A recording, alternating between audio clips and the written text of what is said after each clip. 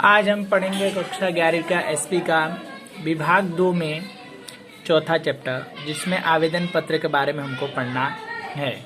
आवेदन पत्र किस लिए होते हैं उसके बारे में हमको पढ़ना है। इस बार जितना कोर्स काटा गया है उसके हिसाब से चलेगा। तो 4.1 बोला गया है, तो 4.8 में देखते हैं आवेदन पत्र का अर्थ और उसकी परिभाषा के बारे में जानेंगे। अर्थ पढ़ते हैं तो आवेदन पत्र कंपनी का मूलभूत दस्तावेज है, एक दस्तावेज माना जाता है, ठीक है, जो कंपनी का कार्य क्षेत्र निश्चित करता है कि कितना कार्य करना है। आवेदन पत्र का उद्देश्य अंशधारक लेनदार कंपनी के सभी सदस्य पक्ष को अपने उद्देश्य के विषय की जानकारी प्रदान करता है, मतलब किस व्यक्ति को कौन सा काम करना है उसके बारे में जानकारी देता है। आवेदन पत्र कंपनी का एक अतिरिक्त महत्वपूर्ण दस्तावेज है, जिसमें अमुक निश्चित नामधारक किसी निश्चित राज्य में अमुक अंश पूंजी धारण करने वाले सदस्य के सीमित दायित्व वाले और निश्चित उद्देश्य के लिए हस्ताक्षर करने वाले द्वारा यह कंपनी की स्थापित किया जाता है। तो कौन किस प्रकार कैसे किस तरह से, ठीक है, कार्य करेगा और हस्ताक्षर होगा, उसके ऊपर ये क्या लिखा जाता है। देखिए, परिभाषाओं के बारे में अगर हम देखें कि इसकी किस तरह से परिभाषा होगी, तो परिभाषा में आप देखें तो आवेदन पत्र अर्थात कंपनी के 2013 अथवा तो पूर्व कंपनी अधिनियम के अनुसार रचित अथवा तो समय समय के व्यवस्थाओं को अधीन किए परिवर्तनों के अनुसार आवेदन पत्र होता है। मतलब कंपनी 2013 के अनुसार जो रूल्स रेगुलेशन बनाए और जो समय समय पे जो परिवर्तन होते हैं उस परिवर्तन के अनुसार ही कार्य किया जाता है, ठीक है। लॉर्ड्स केंट्स के अनुसार आवेदन पत्र कंपनी का संविधान है, जो कानून के अधीन स्थापित कंपनी के अधिकारियों के मर्यादा दर्शाता है। मतलब क्या एक तरह के क्या जिस तरह देश का संविधान होता है, इसलिए इस कंपनी का भी संविधान माना जाता है आवेदन पत्र को, ठीक है, जिस तरह से कानून के अधीन स्थापित किया, मतलब उसके कानून के अनुसार ही कार्य होता है। आगे आवेदन पत्र की विशेषताएं बताएंगे। तो आवेदन पत्र की मुख्य रूप से विशेषता देखते हैं तो आप पहला देखेंगे तो आवेदन पत्र यह कंपनी का मूलभूत दस्तावेज माना जाता है। तो आवेदन पत्र कंपनी का एक उद्देश्य बताता है कि क्या उद्देश्य है। यह बाह्य पक्षकारों के लिए उपयोग, बाहर के जितने भी पक्षकार होते हैं उनके लिए उपयोगी होता है। आवेदन पत्र कंपनी के अतिरिक्त विषय और उसके रजिस्ट्रार ऑफिस के विषय जानकारी देता है, मतलब उनकी जानकारी देता रहता है कितना क्या होता है।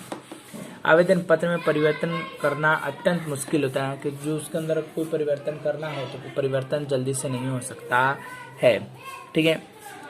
आगे आवेदन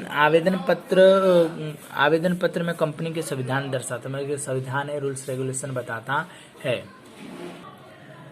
नियम नए कंपनी कानून के अनुसार कंपनी के प्रकार अनुसार आवेदन तैयार करने चाहिए। आवेदन पत्र तैयार करने ही 2013 के शेड्यूल आई के अनुसार यह विविध प्रकार के अनुसार दर्शाने लागू पड़ते हैं, जिसमें क्रम दिया है कंपनी के प्रकार और उनमें कौन से आवेदन पत्र लागू पड़ते हैं। तो जैसे शेयर पूंजी से सीमित हो उसमें ए टेबल, जामीनगिरियां सीमित और जिम्मेदारी वाली कंपनियां हो जिसमें शेयर पूंजी नहीं हो तो उसमें बी टेबल लगेगा। जामीनगिरी सीमित वाले जिसमें शेयर पूंजी प्रकाशित किया जाए तो उसमें सी, ठीक है। और जिसमें असीमित जिम्मेदारी हो और शेयर पूंजी नहीं हो तो उसमें डी, और जिसमें असीमित जिम्मेदारी हो और शेयर पूंजी हो उसमें क्या ई प्रकार के क्या टेबल का यूज किया जाता है। तो ये टेबल किस लिए होते हैं तो आप देखेंगे तो आवेदन पत्र में कंपनी के अनुसार table A B C D E के प्रावधान के अनुसार छाप हुआ गया पैराग्राफ के अनुक्रम के साथ होना चाहिए और सदस्य के साक्षियों के समक्ष हस्ताक्षर किए जाए। मतलब जिस प्रकार से मतलब ये टेबल है, टेबल के अनुसार ही होना चाहिए, प्लस क्या इसके अंदर साक्षी भी होने चाहिए। आवेदन पत्र के प्रावधान कंपनी के 2013 के विरुद्ध नहीं होना चाहिए, मतलब इसका क्या जो आपका कंपनी का आवेदन पत्र है इस जो प्रावधान किया गया उसके विरुद्ध होना नहीं चाहिए, उसके अनुसार ही होना चाहिए। आगे आवेदन पत्र में कोई भी कलम या कंपनी के अधिनियम के विरुद्ध हो तो वह रद्द कर दिया जाता है, मतलब उसको रद्द करना पड़ता है। आगे इसलिए तरह से संचालक मंडल के द्वारा यह अंश धारकों के सामान्य सभा में कंपनी कानून के विरुद्ध प्रस्ताव पारित किया अनुबंध किया जा सकता है। मतलब कि कंपनी कानून जो नियम है रूल्स रेगुलेशन के द्वारा हम क्या इसका प्रस्ताव पारित कर सकते हैं, बता सकते हैं। अब देखते हैं 4.4 में आवेदन पत्र की कलमों के बारे में। तो आवेदन पत्र की कलमें दी गई है जिसमें कि नाम के कलम, रजिस्ट्रार ऑफिस की कलम, उद्देश्य की कलम, उत्तरदायित्व की कलम, पूंजी की कलम, स्थापना की कलम और मात्र एक ही व्यक्ति की कलम में 2 प्रकार की कलमें होती है। एक शेयर लेने की स्वीकृति, एक मृत्यु स्थिति के बाद की स्वीकृति। अब इसके बारे में हम डिटेल में पढ़ेंगे। अब देखें हम तो नाम की कलम के बारे में देखेंगे। तो सूचित कंपनी का नाम आवेदन पत्र में लिखना आवश्यक है कि कौन सी कंपनी उसका नाम लिखे। कोई भी कंपनी के बिना नाम की नहीं होती। कंपनी की कृत्रिम व्यक्ति होने के कारण यह उसका नाम होना आवश्यक है। मतलब कोई कंपनी बिना नाम के होगी नहीं, क्योंकि इसे मानव ने बनाया है तो इसका नाम तो होगा ही। स्थापक को जो नाम पसंद करे वह रख सकता है, संबंध निम्नलिखित है। और जो स्थापित का जो मालिक है जो नाम रखना चाहे रख सकता है, उसके लिए छूट है। पहला पॉइंट देखें तो आवेदन पत्र में सूचित नाम अस्तित्व कंपनी या उद्देश्य नहीं होना चाहिए। मतलब कि क्या होता है कि कंपनी का क्या नाम अलग होना चाहिए, एक जैसा नहीं होना चाहिए। ठीक है, ऐसा नाम अनिश्चित आपत्तिजनक नहीं होना चाहिए। ऐसे सूचना नाम कानून दृष्टि से अनुसूचित नहीं होना चाहिए। मतलब ऐसा नाम रखो कि जो तुम्हें पसंद ही ना हो, ऐसा नहीं रखना चाहिए। प्लस क्या कानून देश के विरुद्ध होता हो ऐसा नाम, उसको भी नहीं रखना चाहिए। कंपनी का नाम ऐसा होना चाहिए जिससे कंपनी सरकार, केंद्र सरकार, अन्य स्थानीय स्वराज की संस्थाएं जैसे जुड़ी हो, ऐसा आभास प्रस्तुत करे, अथवा तो राज्य सरकार, केंद्र सरकार के द्वारा स्थापित हो, ऐसा भ्रम पैदा करे, ऐसा नाम नहीं होना चाहिए। जैसे राष्ट्रपति, राष्ट्रपिता, प्रधानमंत्री, मुख्यमंत्री, राज्यपाल आदि ऐसे लोगों के नाम के विरुद्ध क्या होता है कि नहीं होना चाहिए कंपनी। ठीक है, आगे प्रत्येक सार्वजनिक कंपनी का नाम अंत में लिमिटेड शब्द लगना चाहिए। निजी कंपनी का नाम के अंत में प्राइवेट लिमिटेड लगना चाहिए इसके अंदर। आगे कला, विज्ञान, संशोधन, सामाजिक कल्याण, धर्म, दान आदि स्थापित कंपनी को लाभ प्राप्त करना नहीं है। मतलब इनका क्या लाभ प्राप्त करने के लिए नहीं होगी। ऐसी कंपनियों का लाभ प्राप्त करने डिविडेंड विवरण नहीं हो तो उन्हें लिमिटेड चाहे प्राइवेट शब्द का उपयोग किया जाता है। अब आगे देखेंगे रजिस्ट्रार ऑफिस की कलमों के अनुसार, मतलब रजिस्ट्रार जो ऑफिस होती है उनके कलम के अनुसार किस तरह की कंपनियां होती हैं। तो इसमें प्रत्येक कंपनी आवेदन पत्र तैयार करते समय कंपनी के रजिस्ट्रार ऑफिस के राज्य में कहाँ होगा यह दर्शाना आवश्यक है। कि मतलब कंपनी का जो रजिस्ट्रार ऑफिस है उसके अंदर बताना पड़ेगा तुम्हारी कंपनी कहाँ होगी। कंपनी की स्थापना के 15 दिनों के उसकी रजिस्ट्रार ऑफिस होनी चाहिए। मतलब 15 दिन के अंदर जो है रजिस्ट्रार ऑफिस में आपको जमा कर देना है। ठीक है, जो कंपनी से संबंधित तथा कंपनी के लिखे हुए पत्र व्यवहार नोटिस पत्र कर सके उसे स्वीकृति प्रदान करना। मतलब नोटिस के द्वारा जो भी स्वीकृति प्रदान करनी होती है उसके अनुसार होना चाहिए, नोटिस के द्वारा बताना चाहिए। कंपनी संबंधित समस्त पत्र व्यवहार रजिस्ट्रार ऑफिस भेज, जितने भी पत्र व्यवहार हुए हैं सारे रजिस्ट्रार के ऑफिस भेजना पड़ता है। रजिस्ट्रार ऑफिस के पते के आधार पर कंपनी पर किस न्यायालय का शासन लागू होगा, इसका न्यायालय के अधिकार क्षेत्र व आएगी यह स्पष्ट होता है।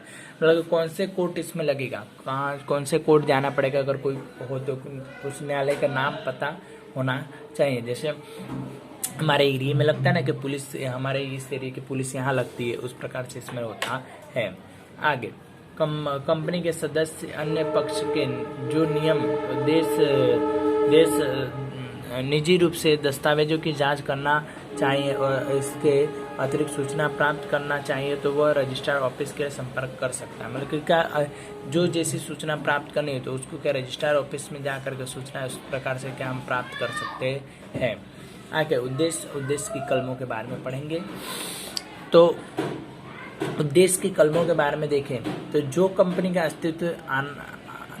अस्तित्व में आना चाहती हो उसे उसके उद्देश्य आवेदन पत्र में दर्शाना होगा। तो बताओ किस उद्देश्य से काम है, कल्याण के उद्देश्य से कि लाभ कमाने के उद्देश्य से। इस तरह से संपूर्ण आवेदन पत्र का उद्देश्य कलम सबसे महत्व की कलम मानी जाती है। मतलब महत्व की जो कलम होती है उसके अनुसार मानी जाएगी। कंपनी के स्थापक क्या उद्देश्य है वो रखना चाहिए। ठीक है, उसके आवेदन स्वतंत्र है। ठीक है, आगे किंतु इसकी कलम की मर्यादा निश्चित करने के, कलम की जो मर्यादा है उसको हमको निश्चित करके बताना चाहिए। ठीक है। आगे इसमें क्या दिया है वो देख लेंगे। तो कंपनी धारा के प्रावधान के विरुद्ध कोई भी उद्देश्य नहीं होना चाहिए, किसी भी प्रकार का कंपनी के विरुद्ध नहीं होना चाहिए, कानून के विरुद्ध नहीं होना चाहिए। ठीक है। आगे कंपनी का उद्देश्य सार्वजनिक नीति और भारत के संविधान के विरुद्ध भी नहीं होना चाहिए, संविधान के विरुद्ध कोई काम ना हो, इस तरह का होना चाहिए। आगे चलो तो हम तीसरा पॉइंट देखें कि तो उद्देश्य सामान्य कानून के विरुद्ध नहीं होना चाहिए, कोई भी उद्देश्य हो आपका कानून के विरुद्ध उद्देश्य नहीं होना चाहिए, ऐसे माना जाता है इसके अंदर। अब आगे देखें तो सत्ता बाहर के कार्य के बारे में आवेदन पत्र में जो दर्शाया गया है उसे कार्य क्षेत्र में रहकर कंपनी के अपने कार्य करना चाहिए। जो मतलब तुम्हारे सत्ता के अंदर जो तुम्हारे रूल्स रेगुलेशन के अंदर आता है वही हमको कार्य करना चाहिए। आगे देखिए आवेदन पत्र में दर्शित उद्देश्य के सिवाय कंपनी कोई भी कार्य नहीं कर सकती है।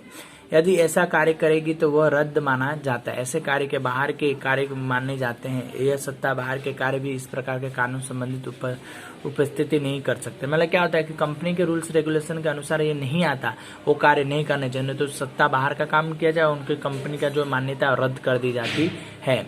इसके अनुसार कंपनी के सदस्य की सर्वसम्मति होने पर उद्देश्य अतिरिक्त कार्य करके एक मत होकर के स्वीकृति ना दे सके तो यदि सत्ता बाहर के कार्य किया जाए तो निम्नलिखित रूप से अनुसार असर होती है। मतलब सत्ता बाहर के अगर कोई कार्य होते तो उसके अनुसार नहीं काम होगा तो क्या अनलिखित माना जाता है, जिसमें निम्नलिखित बारे में इसमें देखते हैं। तो संचालकों के ऐसा कार्य के लिए निजी रूप से जिम्मेदार है। मतलब कोई काम अगर विरुद्ध होगा तो निजी रूप से वही जिम्मेदार माने जाएंगे।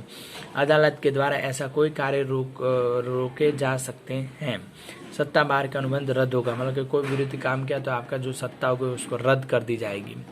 ठीक है। कंपनी के कर्मचारी द्वारा किए गए सत्ता बाहर के कार्य के अनुसार कंपनी इसके जिम्मेदार मानी जाती है। सत्ता बाहर के कार्य के लिए संचालित त्राहित पक्ष के जिम्मेदार माना, मतलब जो त्राहित पक्ष होता है, तीसरा जो पक्ष होता है उसका जिम्मेदार वही माना जाता है। अब उत्तरदायित्व की दृष्टि से अगर देखते हैं तो इसको तीन भागों में बांटा गया है। एक शेयर पूंजी की दृष्टि से, जामीन की सीमित दृष्टि से, असीमित दायित्व की दृष्टि से बांटे गए। शेयर पूंजी द्वारा सीमित कंपनी के सदस्यों की जिम्मेदारी सीमित होती है, मतलब उनकी जितनी सीमित उतना ही काम करने का। ऐसे आवेदन पत्र दर्शाना पड़ता है। शेयर द्वारा सीमित कंपनियों में सदस्यों को उनके द्वारा खरीदे हुए शेयर की दार्शनिक कीमत के अधिक रकम चुकाने के लिए नहीं कर सकता। मतलब जितना तुमने खरीदा उसी भाव में देना पड़ेगा, उससे ज़्यादा भाव में तुम दे सकते नहीं हो। जामीन सीमित कंपनियों के सदस्य जिम्मेदार उनके द्वारा किए गए जमीनी तक सीमित रहेगी। मतलब जामीन की जो उसका सीमित मात्रा में रहती है। एकाकी व्यक्ति की कंपनी में उसके मृत्यु होने के बाद कौन सा सदस्य बनेगा उसका नाम दर्शाना पड़ता है। ठीक है। कम मतलब पूंजी की कलम के बारे में अगर पढ़ते हैं हम लोग तो सीमित कंपनी पूंजी की कलम अनिवार्य है। शेयर पूंजी से सीमित कंपनी शेयर पूंजी की रकम वह कितने शेयर में विस्तृत है और प्रति शेयर की कितनी रकम है यह दर्शाता है। मतलब कि कितना रकम लगती है और कितने विस्तृत होगा, मतलब कहाँ तक होगा, इसके बारे में बताया जाता है।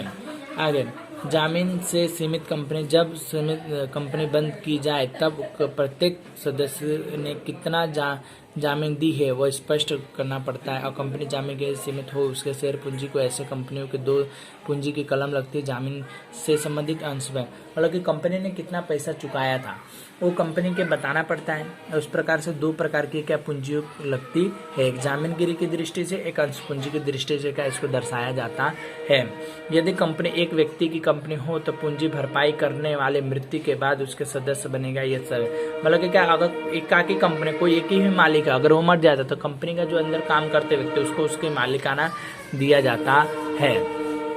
स्थापना की कलम के बारे में पढ़े थे। इस कलम को अभिधान की कलम, संयोजन की कलम, संघ की कलम या हस्ताक्षर की कलम के रूप में भी जाना जाता है। तीन नामों से इसको जाना जाता है। तो सार्वजनिक कंपनी कम से कम 7 और निजी कंपनी में कम से कम 2 व्यक्ति कानून के रूप से मान्य उद्देश्य के लिए कंपनी स्थापित करते हैं। मतलब कम से कम 7 होने चाहिए सार्वजनिक में, और निजी में कम से कम 2 व्यक्ति इसकी स्थापना कर सकते हैं। तब उन्हें हम हस्ताक्षर करने पड़ते हैं, मतलब साइन करनी पड़ती है। जब तक कंपनी के द्वारा स्थापना जाए तब एकाकी व्यक्ति कंपनी के रूप में मानता है और कंपनी का मालिक माना जाता है। ठीक है। कंपनी सदस्य कंपनी स्थापित करना चाहते हैं, मतलब कि कंपनी को स्थापित करना चाहते हैं और उनके नाम से सामने जितने शेयर दर्शाए गए उन्हें खरीदने की स्वीकृति, मतलब खरीदने का जो स्वीकृति मिलती है, ऐसा सूचित करने का हस्ताक्षर कर देते हैं। हस्ताक्षर करने वाले सदस्य का नाम, पता, व्यवसाय विवरण आदि सब दर्शाना पड़ता है कंपनी को उसके अंदर। ऐसे व्यक्ति को साक्षी के रूप में उपस्थित हस्ताक्षर करना पड़ता है और सदस्य हस्ताक्षर करने वाले सदस्य के रूप में, मतलब जो उसमें साइन कर उस सदस्य के रूप में जाने जाते हैं। आज यहाँ पे आपका चैप्टर खत्म हुआ।